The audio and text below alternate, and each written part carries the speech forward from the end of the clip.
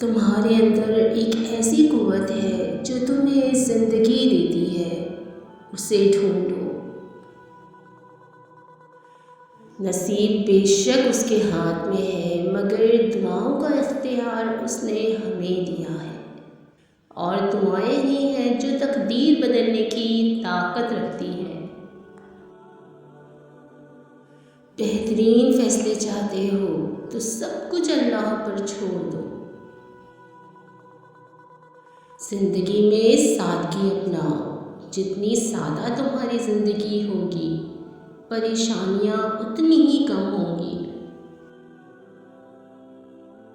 ندامت کے چراغوں سے بدل جاتی ہیں تقدیریں، اندھیری رات کے آنسو خدا سے بات کرتے ہیں،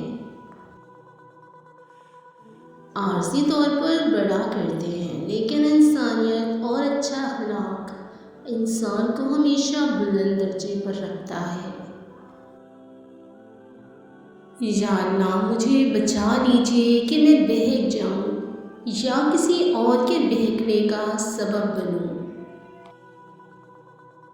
یا اللہ یہ ہاتھ ہمیشہ تجھ سے مانگنے والا اور دوسروں کو دینے والا رہے۔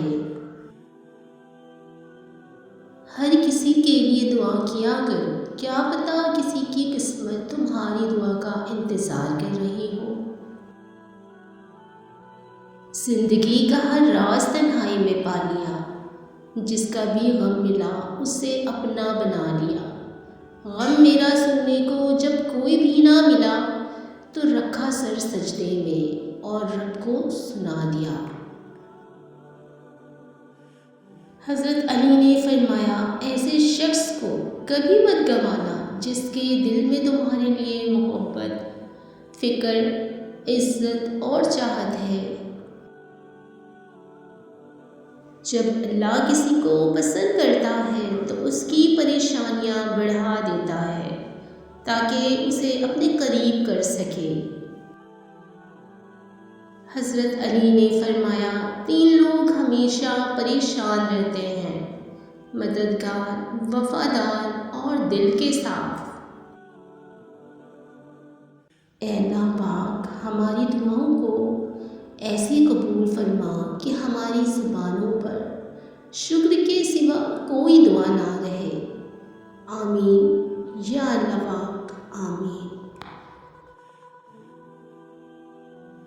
لوگوں کے لیے آسانیاں پیدا کرنے والوں کے لیے میرا اللہ مصیبت میں کبھی تنہا نہیں چھوڑتا۔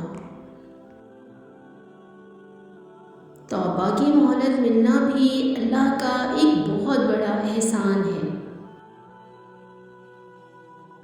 فلاں ایسا ہے، فلاں ویسا ہے، اے انسان ذرا غور تو کر تو خود کیسا ہے۔